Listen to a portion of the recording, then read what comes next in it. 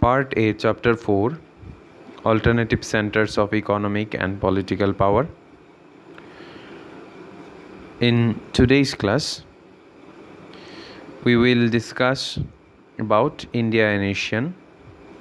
First of all, let me tell you ASEAN, ASIAN, ASEAN, and ASEAN, ASEAN, both are different word with different meaning. ASIAN, ASEAN, implies the states within the continent of Asia, whereas ASEAN, Asia, it is a regional or local organization of the Asian states, maximum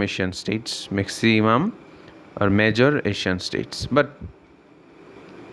this association of Southeast Asian nation, that means ASEAN nation, where India is not a member state of ASEAN, still India has been maintaining a very cordial relationship with Asian countries.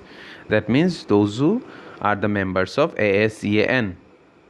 In the year 1992, the Prime Minister of that time, P.B. Narasimha Rao, adopted Look East policy. That means to close tie with the eastern states, to make good relationship, particularly trade relationship with Southeast Asian countries. Now it is ASEAN. That means to make a good bond or trade relationship with the Southeast Asian continent states.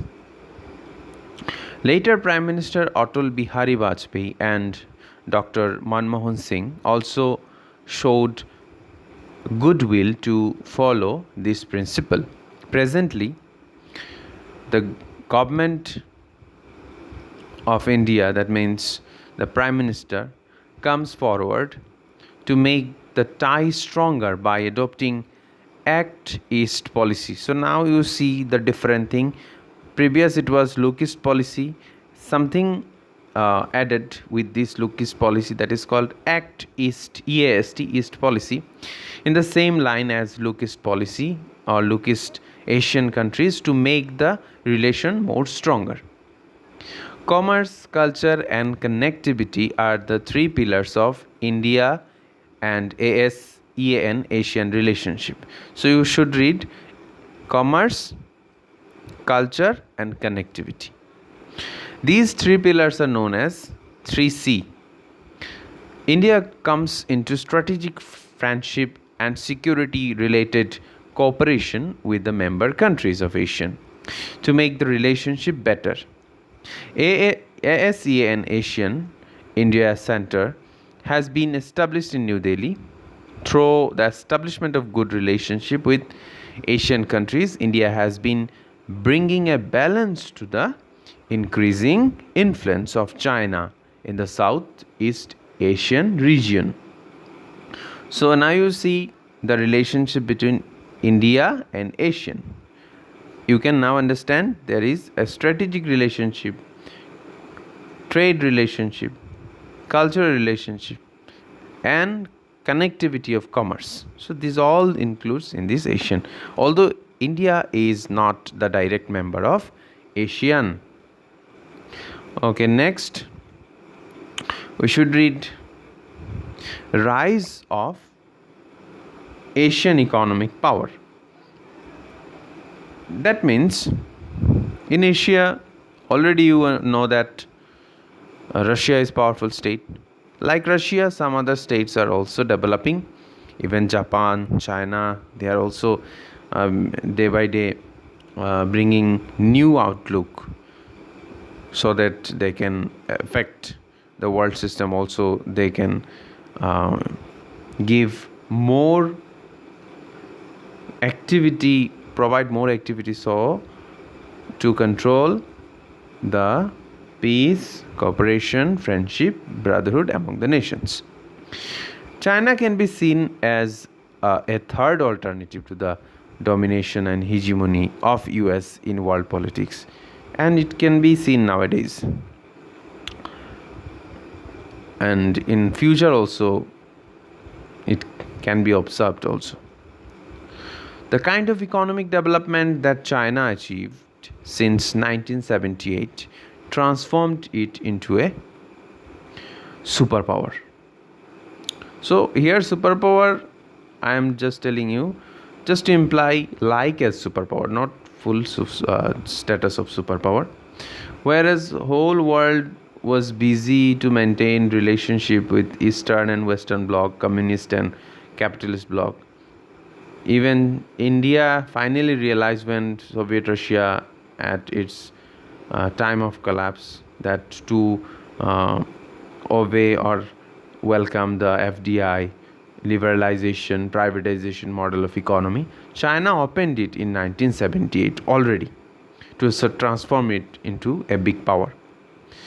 If we look at the piece side of Chinese economic development, then we can say that it will easily pass US by 2040.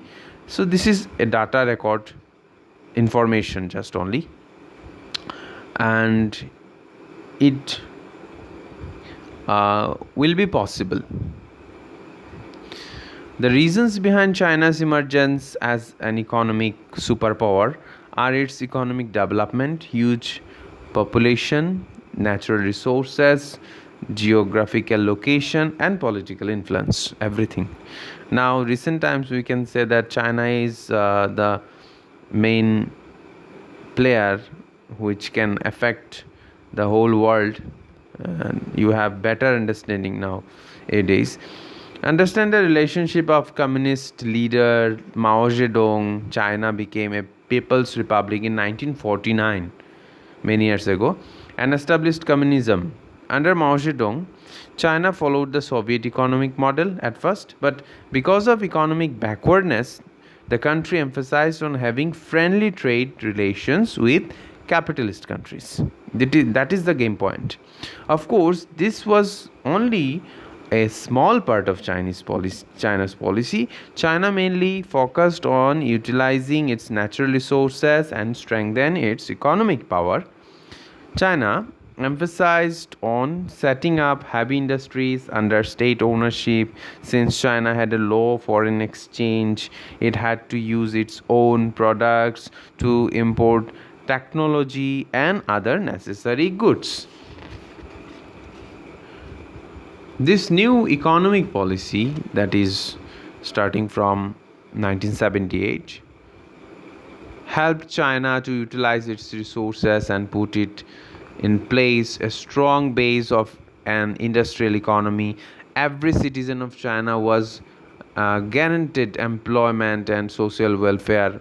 So yes, somehow it is possible in major cases, in especially in urban areas, like other developing nations. So let me just tell you, they are not waiting for job or any other things according to their economic policy. They do whatever they like, and they did it by their efficiency. Following the years, they are doing so, and they are developing.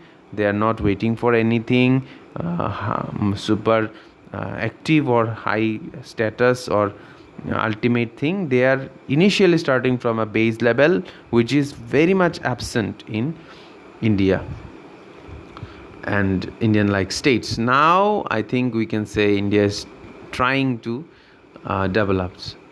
Next, we can say likewise other developing nations, China also provided its citizens with education and health facilities according to them, their political system. But as Chinese China's national income was less than that of the increase in its population, there was a shortage of essential products. Moreover, there was also a shortage of raw materials for Chinese industries. As a result, the industrial production was lagging behind, and China could influence the world economy in a very limited way. The per capita income of Chinese people was also very low. Now we are talking about the time during 1960s. Entering into the new phase, that is 1970, to ensure speedy economic development, the leaders of China, now in 1970, took some important decisions in 1970. The policy of political and economic isolation that China followed towards US came to an end in 1972. Now, the aim was on improving Indo US Chinese relationship. Chinese Premier Zhou Enlai forwarded principles of four modernizations in 1973. They are actually agriculture, trade, science, and technology, taking from the technologies from USA mainly. In 1978, Deng Xiaoping declared Chinese open door policy and announced some economic reforms. This allowed many countries to invest in China, and this in turn boost Chinese production. You should remember this line. China formulated its own market economy model to ensure economic development. China gradually opened up its economy. Its agriculture was privatized in 1982, and privatization of industry began in 1998. Along with these trade barriers on special economic zone were also uplifted to encourage foreign investors to set up their enterprises. Whenever China faced any trouble, they introduced new economic policy to solve their previous problems. The introduction of new economic policy in China brought Chinese economy back to life from stagnation and backwardness. Because at that time people were in a mode of understanding that we don't need any job or any other things. We should have do whatever we like, and this thing makes us to earn money as well as gives us happiness. This also led to the development of village industries. You can understand now how village industries promoted, because they believe in themselves, not they waiting for giving jobs by the government or opening industries. The agricultural and industrial sectors grew at a very fast level.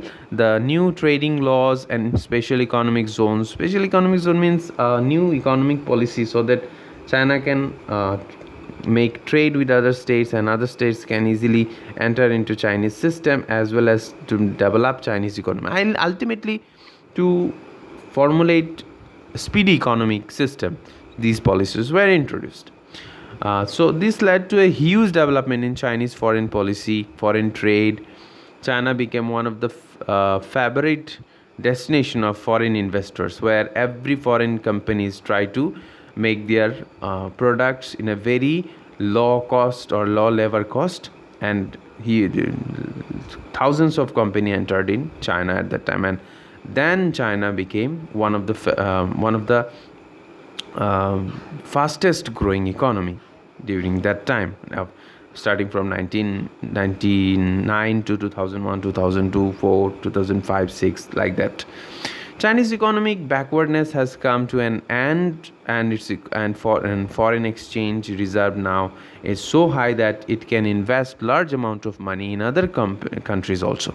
After joining the World Trade Organization in 2001, China can now spread its trade relations to the entire world.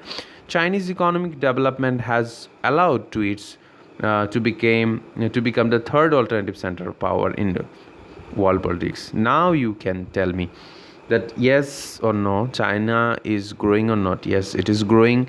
China is giving jobs or not. Yes, it gives jobs. Even in India, various companies, mainly electronic companies, are growing faster, and the mother company actually from China, and they are giving jobs. more or less I can say that from your family member, even your relatives or your near and dear ones can make maybe a um, employee, a serviceman of the Chinese company. So it is not bad, but it is good for both China and India. 80% good for China, and even 20% good for India and other states where Chinese company entered. Now, China's economic development has allowed it to become the third alternative centers of power in the world. That line means now China is developing as like it had never before. It is now developing more than other countries, because every countries, popular countries, invested in China, especially to manufacture goods, and China understand how to make goods, because when um, other companies invested in China, the things actually made in China, and when the things are making in China, the Chinese people understand how to make this, and finally what do we see, that they are gradually understand the things, and finally they also develop the alternative things. However, Chinese economy saw a rapid development. Its benefit did not reach to every citizens. That is the ultimate point. Yes, it is developing, but so far as we can consider the Chinese situation, people are poor. A large number of people are poor because population is high, and it is not easy for the government also to control the situation.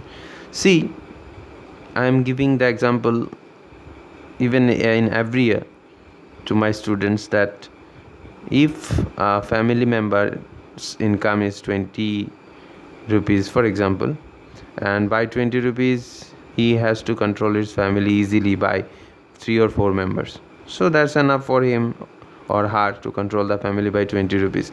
Now if he or she increases the member of the family, then if 8 members are there now present, so it is really difficult to make it possible to run the family by 20 rupees, because it is easy to run by 20 rupees and the member is 4, but it is tough to run the family by the same amount of money, 20 rupees, and the number of people are 8.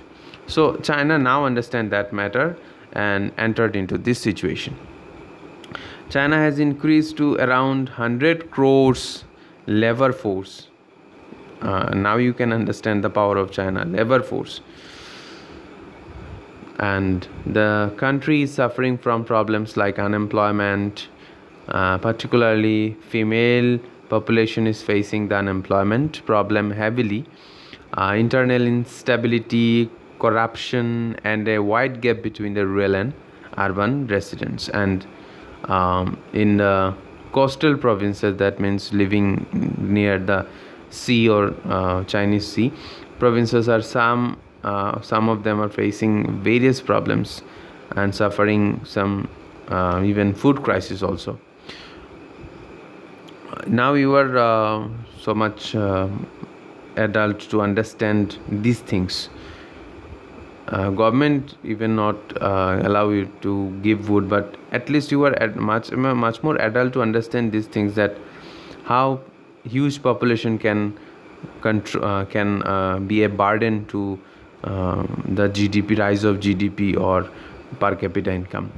Although the people of China have been suffering from some economic disparities, we have to agree that China has emerged as a regional and global economic power.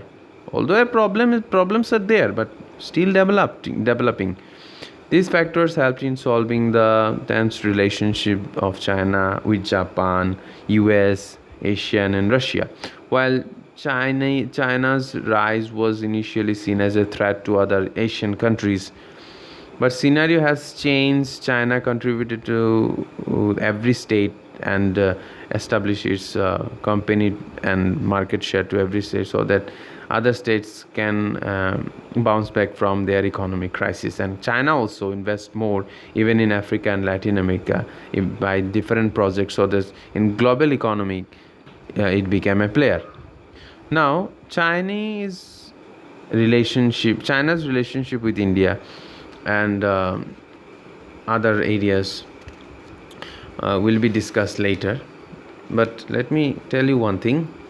In this chapter, you should read in a very systematic way and very thorough way, so that step by step you can understand the matters. So in today's class, that's all for up to that. Next we will discuss India-China relationship, because in that case I should have to give a precise note, elaborate note, so that you can understand maximum. Okay, আজকে ছুটি.